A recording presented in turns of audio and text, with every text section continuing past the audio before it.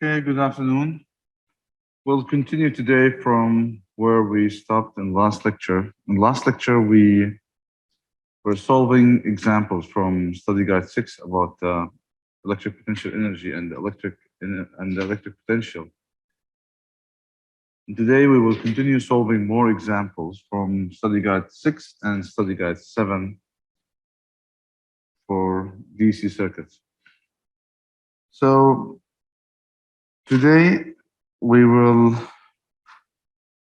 solve a few examples from self-test 5 in study guide 6. The first example we'll do today is question number 1.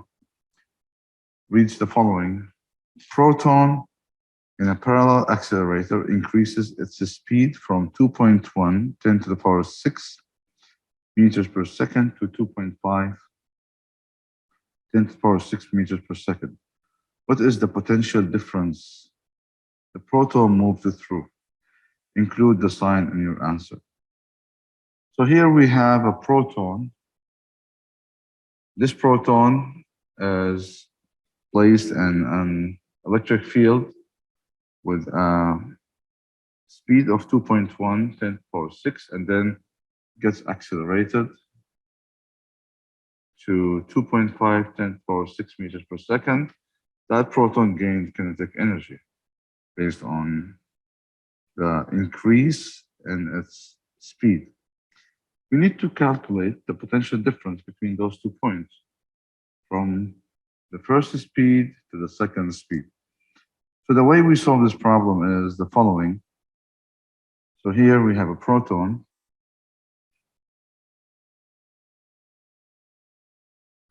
And this proton has, this is location number 1, has a speed 1 and electric potential V1. Then this proton, this particle gets accelerated to speed V2 at the location of V2. I need to calculate the potential difference.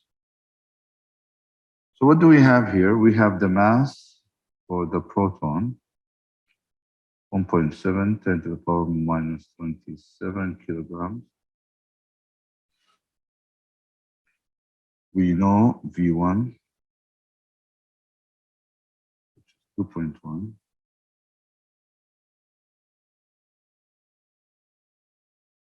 We know V2.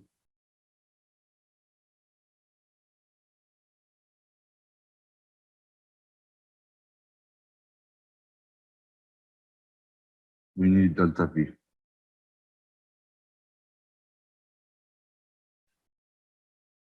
So in order to solve for delta V, we will put the conservation of energy equation here, which is delta U equals to, and this equals to minus delta EK. For me, I'm interested in delta V. Knowing the speed means I can calculate kinetic energy, which basically end up delta V equals to minus delta EK divided by Q. Q for the proton is 1.602 10 to the power minus 19 Coulomb. I need to calculate delta EK, which is EK2, which is my final. So this is 2, this is my final, and this is my initial. So it's EK2 minus EK1, or half mv2 squared minus half mv1 squared Take half m outside, becomes b2 squared minus b1 squared.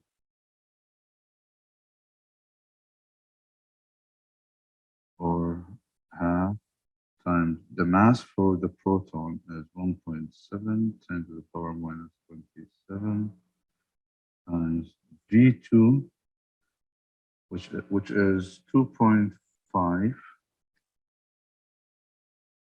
10 to the power 6 squared minus 2.1 10 to the power 6 squared. So this equals to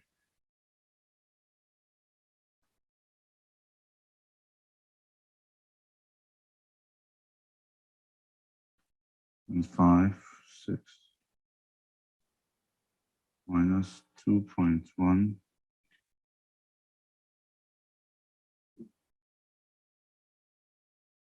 is 1.84 10 to the power 12 times 1.7 10 to the power minus 27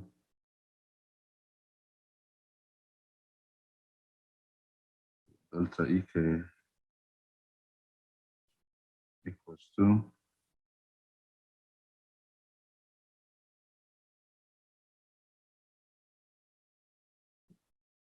1.56 10 to the power minus 15 joules. So this is delta EK.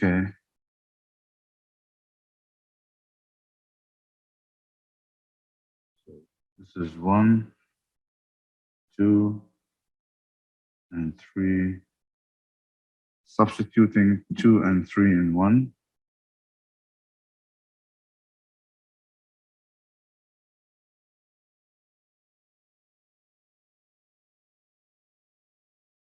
I have delta V equals 2 minus delta EK over Q, which is minus 1.56 10 to the power minus 15 divided by 1.602 10 to the power minus 19. Delta V is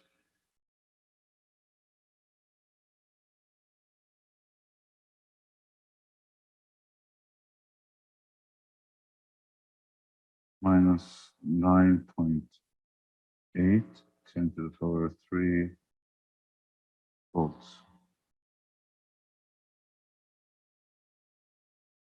So this is the potential difference between those two positions where the proton had a speed of 2.1 10 to the power 6 meters per second and 2.5 10 to the power 6 meters per second.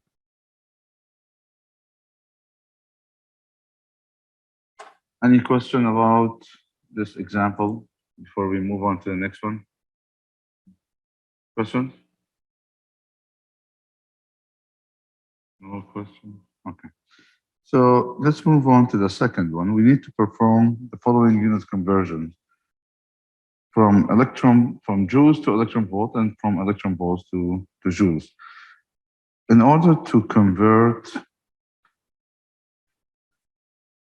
joules to electron volt, we will divide by the value of E. So here we have, again, this is from study guide 6, self-test 5, question 1.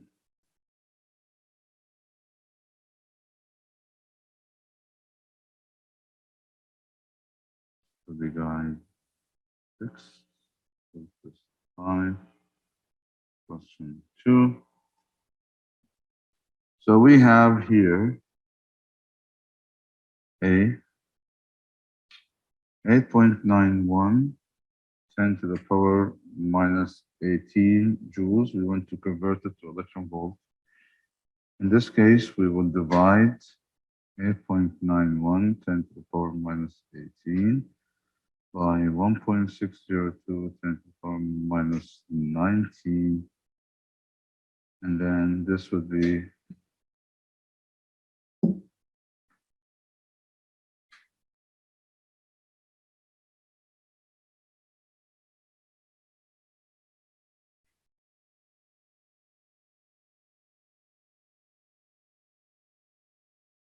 55.6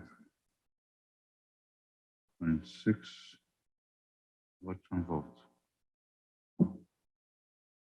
Or going from electron volt to joules, where we have 6.19 mega electron volt, which basically means 6.19 mega is 10 to the power 6 electron volt. And then this would be 10 to the power 6 times 1.602 10 to the power minus 19. And then this equals to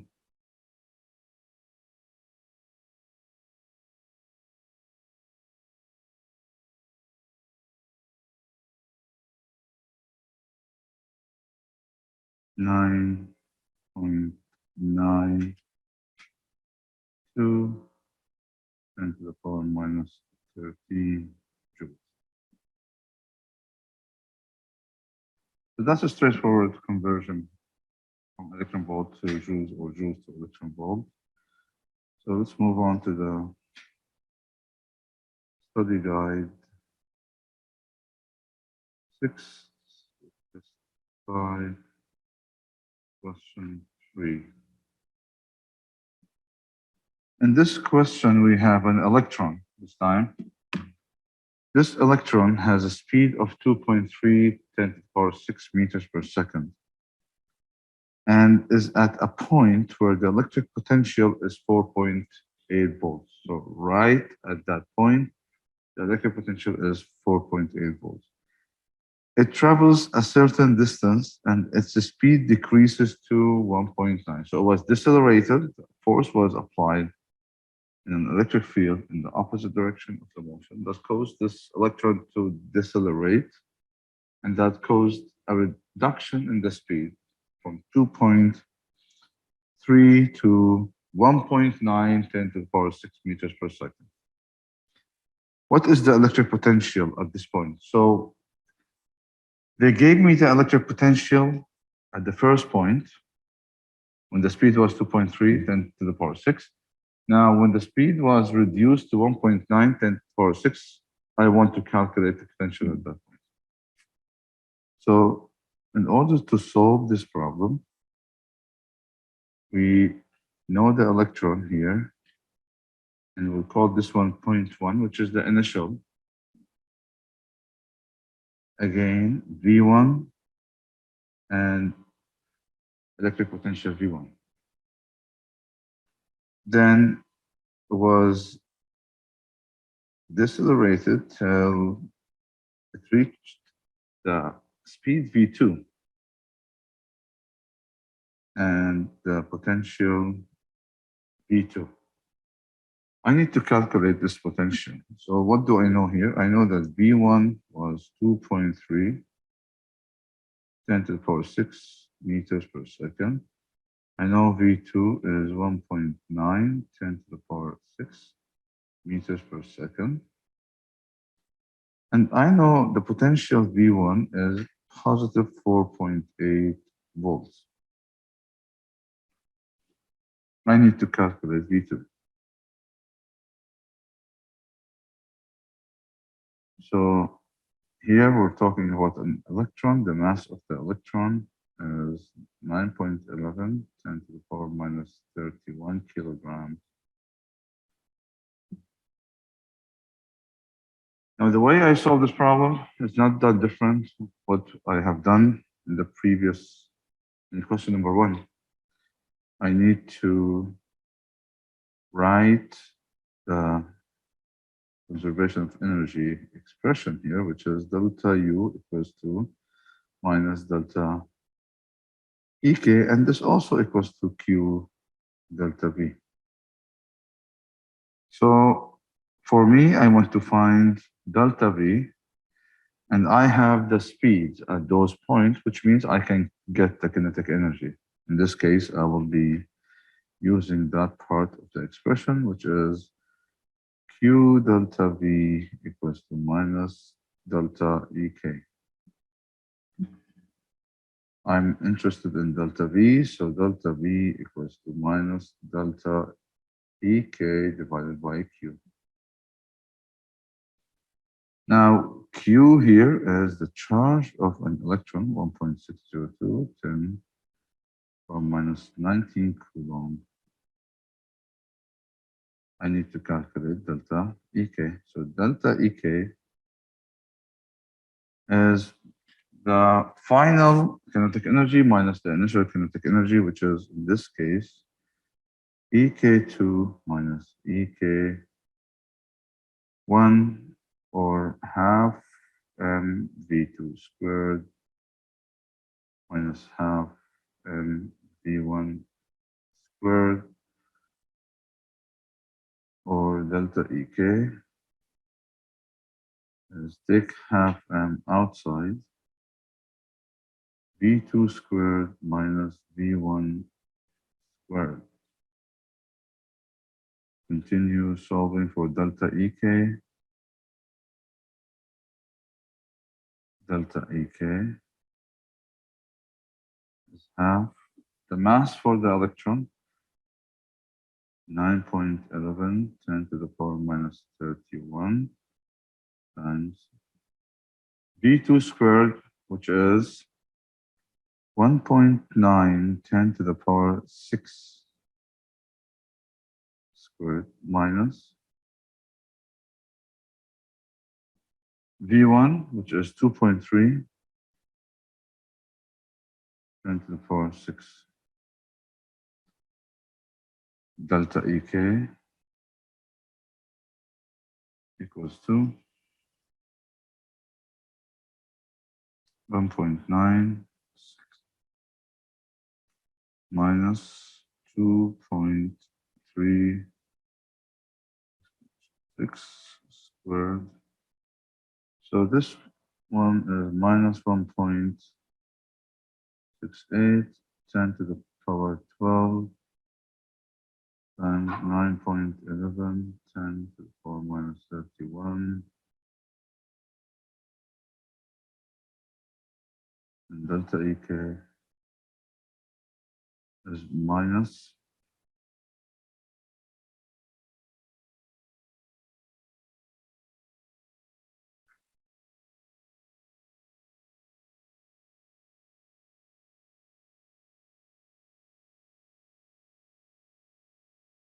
7.65 to 10 to the power minus 19. So this is the decrease in the kinetic energy this electron has seen due to the electric field that was exerting a force in the opposite direction of the motion, caused a deceleration in the speed. So if I now substitute 2 and 3 in 1,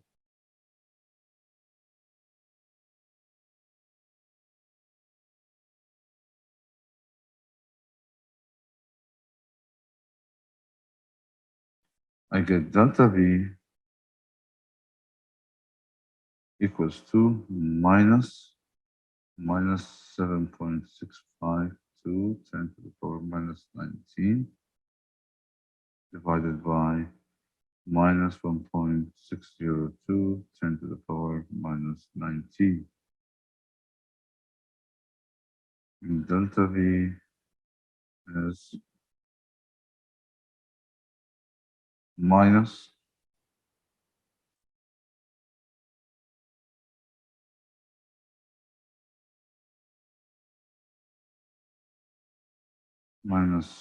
4 4.776. Now this delta V is V2 minus V1 equals to minus 4.776.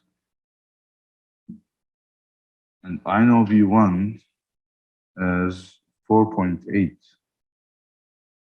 So V2 minus 4.8 equals to minus 4.776. Then V2 is 4.8 minus 4.776.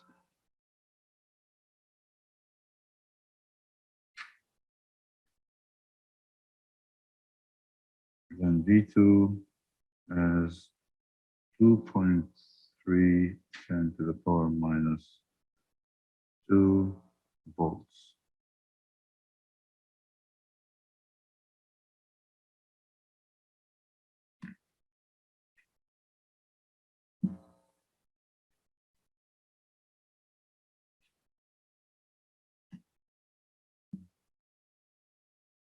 Any question about this example?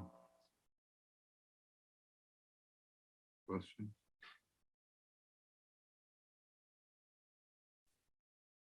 Is the solution clear to you? Okay. So let's move on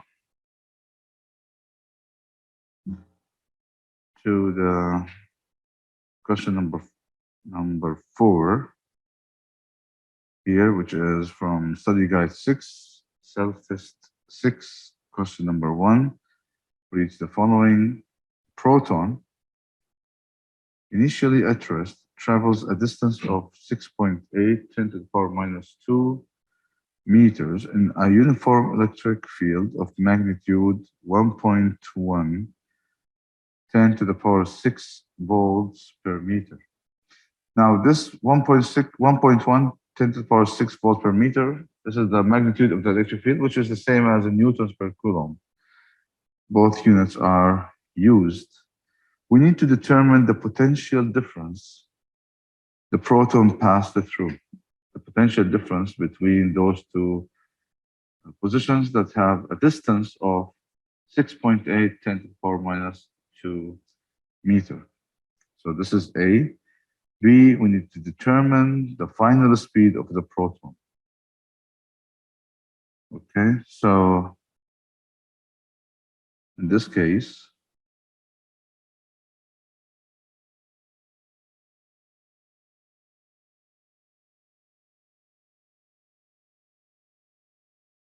study guide 6, sub 6, question 1.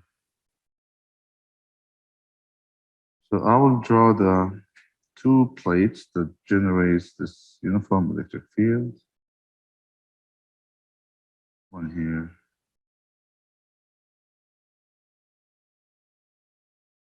And I will assume the bottom one is the positive one and the top one is the negative one. So I have positive here, negative here. Then I have a proton here. This proton was released from rest. And due to the influence of this uniform electric field, the proton is going to experience a force, a constant force pointing upward. And this force is going to accelerate this proton till it reaches this point. Now, the distance from here to here is 6.8 10 to the power minus 2 meter. That's the distance. Now, based on the setup that we have learned to calculate the electric potential energy, if you recall, we said that we will put our zero reference for the displacement right at the negative plate. So I'll put y equals to 0 here. And in this case, the positive y would be pointing in the direction of the charge, which is this way. Now, this is the 1, and this is the 2. 1 is the initial, 2 is the final, which means this is y1, and this is y2. Notice that y1 is more positive than y2, right? y1 is greater than y2. y2 is closer to the reference. That's when y1 is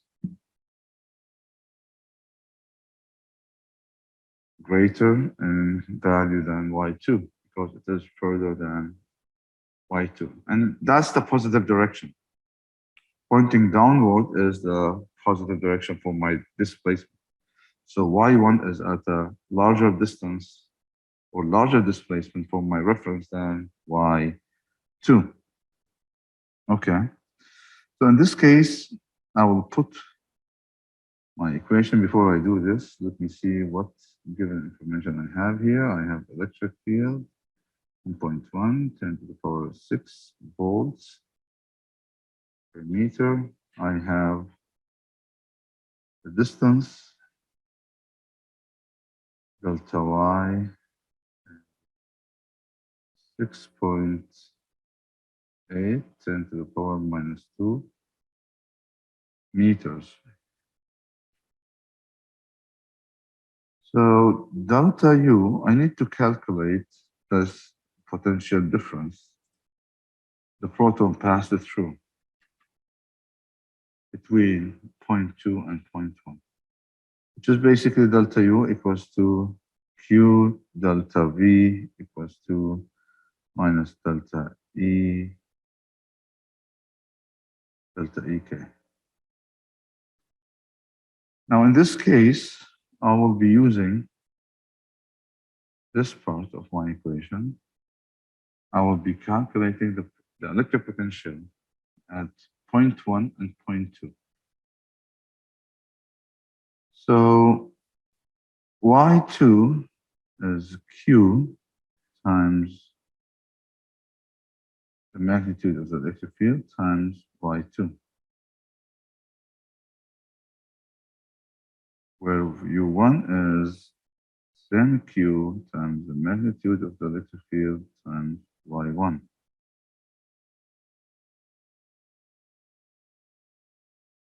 So delta U, which is U2 minus U1 equals to Q E times Y2 minus Q E times Y1.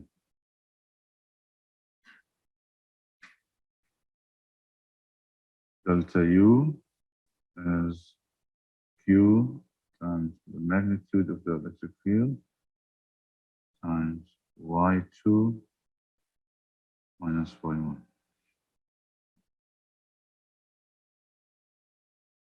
So what is Y2 minus Y1? Y2 minus Y1, as we have just said, that Y1 is greater than Y2. If I take Y2 minus Y1, the difference should be negative, right? Why? Because Y1 is greater than Y2. So delta U, we have a proton here, 1.602, 10 to the power minus 19. We have 1.1, 10 to the power for the electric field times minus 6.8 10 to the power minus 2.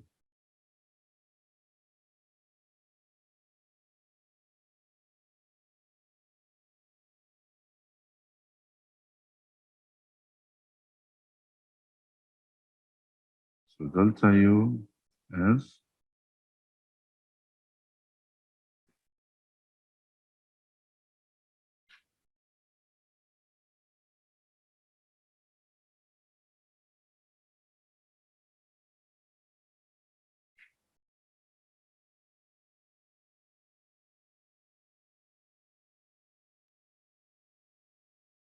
minus 1.2 10 to the power minus 14 joules. So that proton was released in this electric field, and it makes sense that the electric potential energy tend to decrease.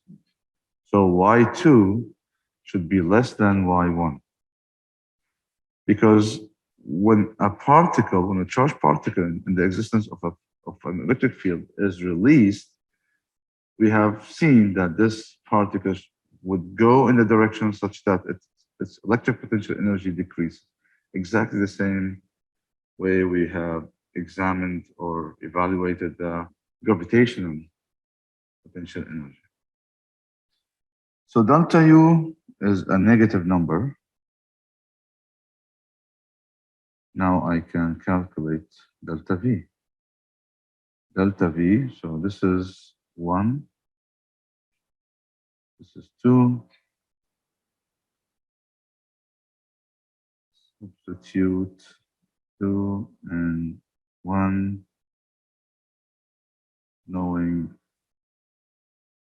that Q is 1.602 10 to the power minus 19 Coulomb, we get the following. Delta V equals to delta U divided by Q. In this case, delta V is minus 1.2 10 to the power minus 14 divided by 1.602 10 to the power minus 19.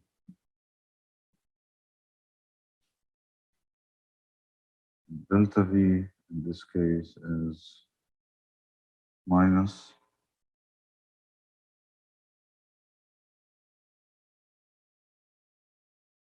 75 10 to the power 3 volts.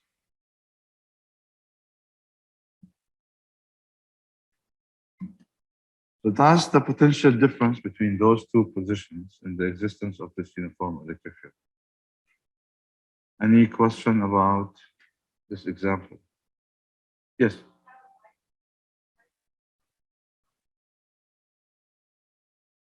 If you recall, when we introduced how to set up the problem for the uniform electric field to calculate the electric potential energy, we said that we put the reference for the displacement to be 0 at the negatively charged plate. And the positive direction of the displacement will be pointing toward the side of the charge. So in this case, it is right at the negatively charged plate, pointing downward toward the charge. Any other questions?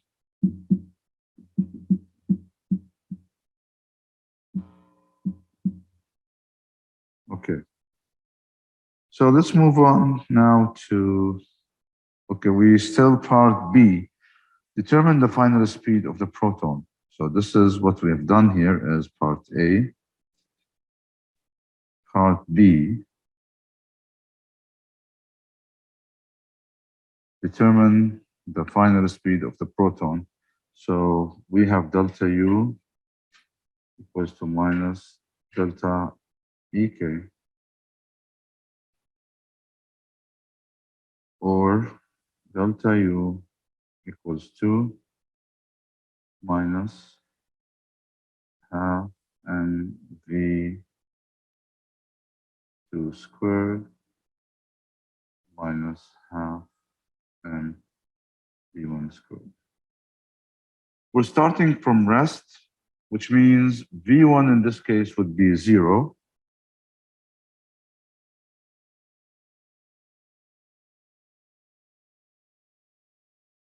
Then I have delta U equals to minus half and V2 squared. And in this case, I have delta U as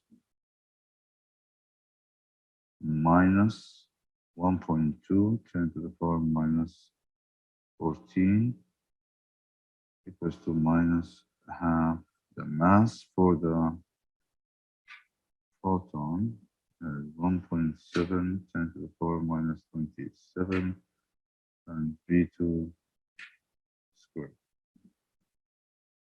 In this case, V2 squared is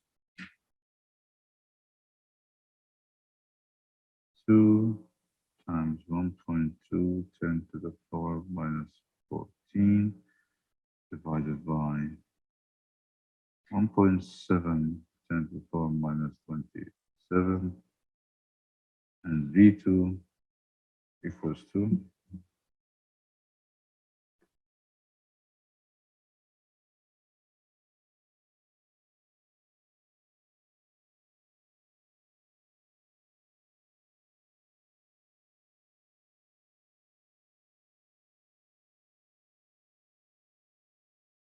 3.76 10 to the power 6 meters per second.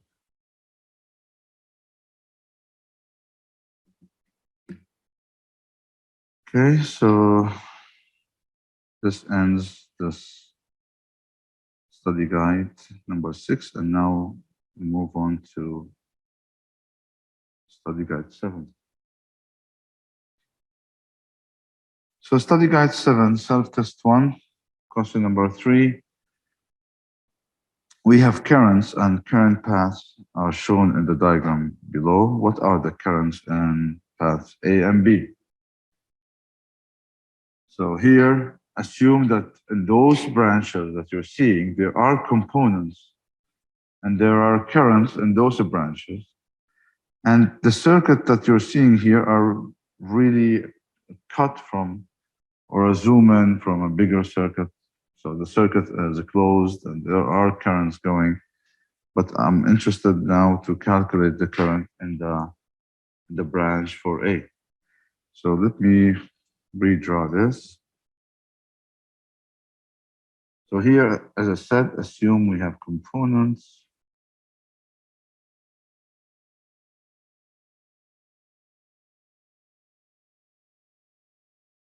This is what was meant.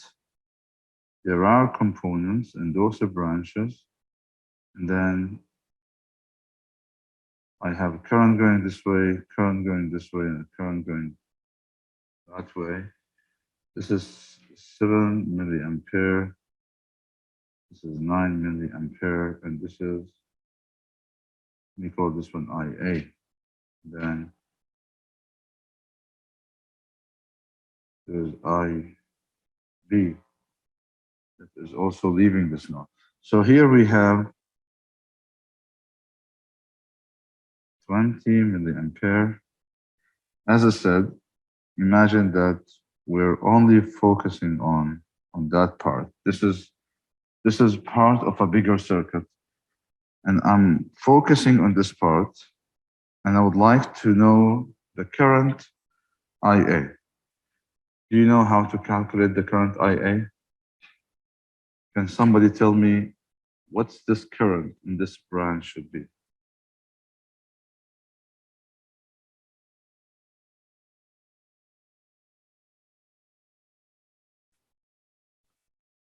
So according to the conservation of energy, the charges that are entering should equal the charges that are leaving, right?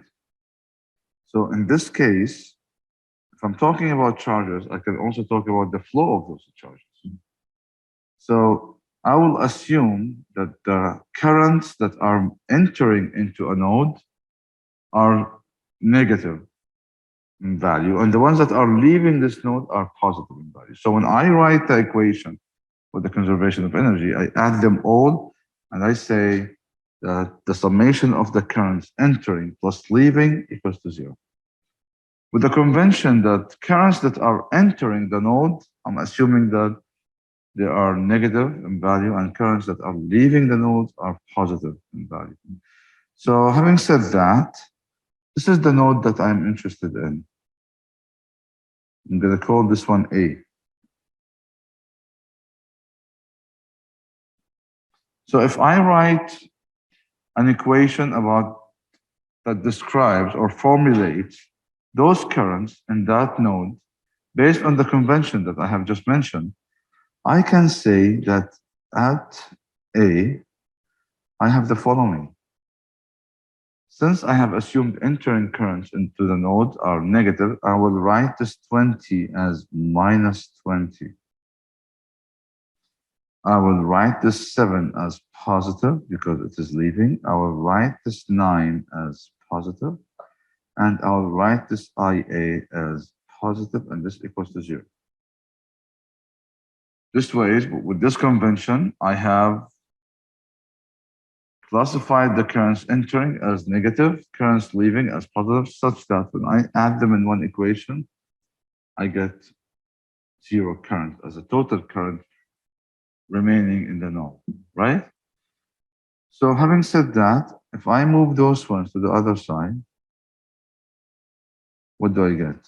I get IA equals to 20 minus 7 minus 9, IA equals to 4 milliampere.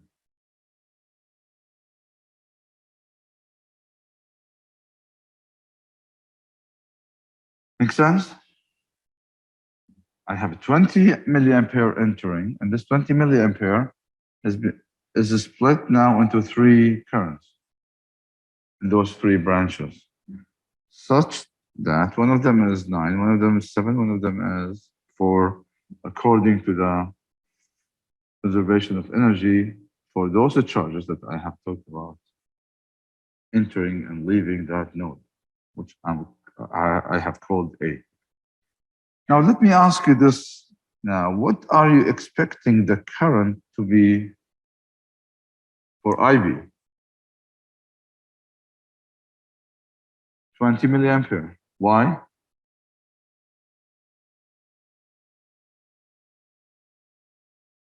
That's correct. So if you apply the same convention, 9, 7, and 4 are entering the node B. Write them in the equation as minus 7, minus 9, minus 4. And IB leaving, write it as plus or positive IB.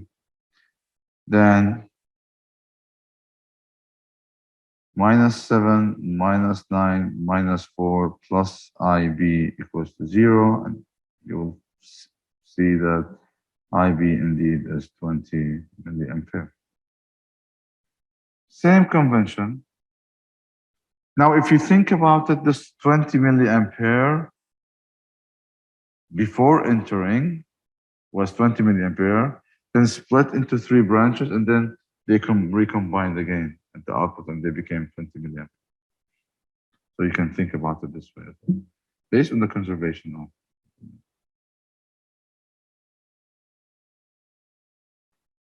Now, let's look at this second diagram here that shows a portion of a circuit as well.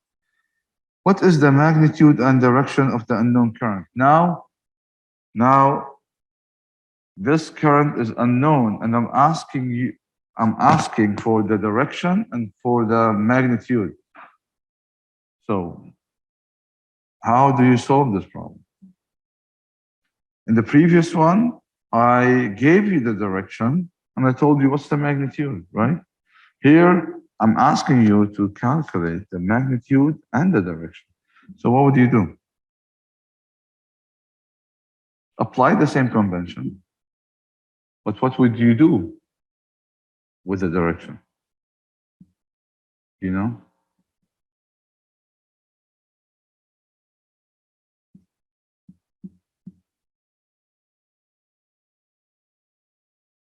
me draw this. I have here this one, leaving, 2.4 ampere, 3.3 ampere, 4.1 ampere, and this I don't know. Yes.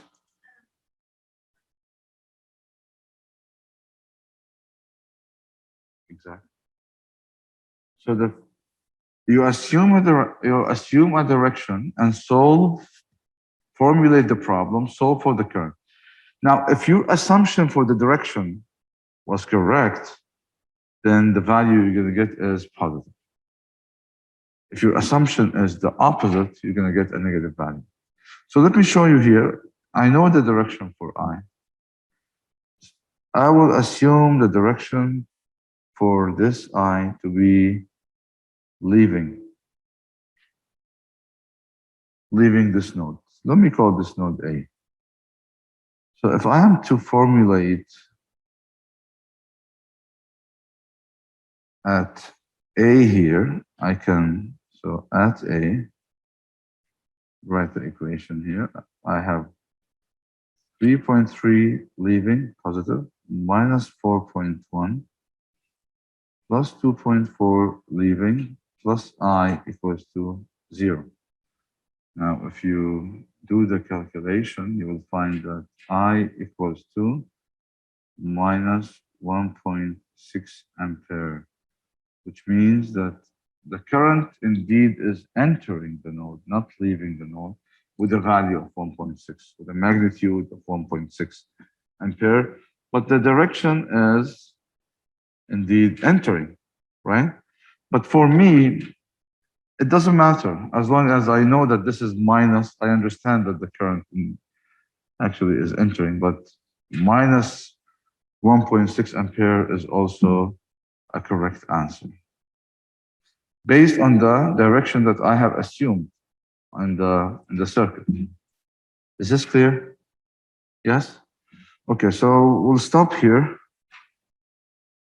There are two more questions that we didn't have time to do. Those are also from the study guide 7. So the answers are there. I'll include them later on when I post those slides. Try solving them. And I'll see you on Monday with a new topic.